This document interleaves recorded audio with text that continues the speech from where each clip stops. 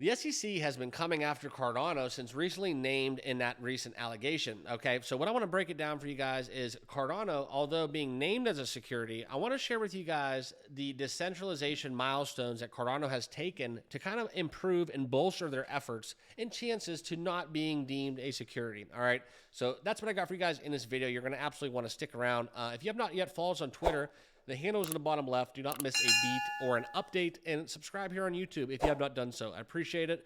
But let's get down into it, guys. And I want to preface this video by saying this is not financial advice. Please do your own research, your own due diligence with all things crypto and financial. But here are the Cardano milestones that have just recently been revealed from the input-output, the IOG update that we have recently got. And what we've seen in their efforts to achieve that blockchain decentralization, we've seen the light peer sharing feature, okay? That allows unregistered nodes to join the network and participate in peer sharing, okay? Also, the Voltaire era, right? So this is where we're getting into governance, right? And so for Cardano, aiming at that true decentralization, to revolutionize decentralization and just improve on the governance to allow for that decentralization, especially in the eyes of the SEC, not just within the crypto community, okay? So that's what you're seeing basically with an initial minimum viable governance framework. So that is basically going to be a highly jargon, highly technical phrase and term, but that has gone down this week, right? So this is basically, they call it part of CIP-1694, but for lack of better words, and just to put it more in layman's terms, this is essentially a framework that is going to basically be responsible within the governance on the Cardano ecosystem. So whenever you see governance with Cardano, that's what you want. You want governance, true governance for true decentralization, okay?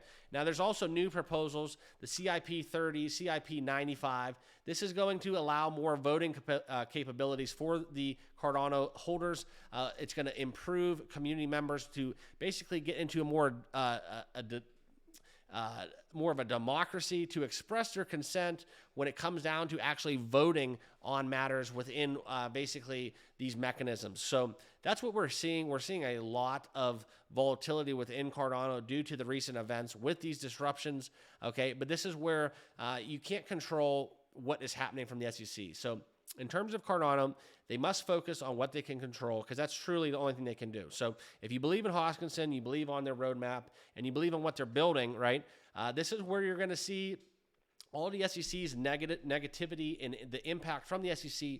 This is where it's going to be tried and tested, okay? Because what it comes down to is the holders of Cardano, the community within Cardano, and now you're seeing Cardano being delisted. We're seeing it on Robinhood, another popular U.S. trading platform backed. All right, now this is something where, scrutiny within regulatory affairs are going to get higher and higher.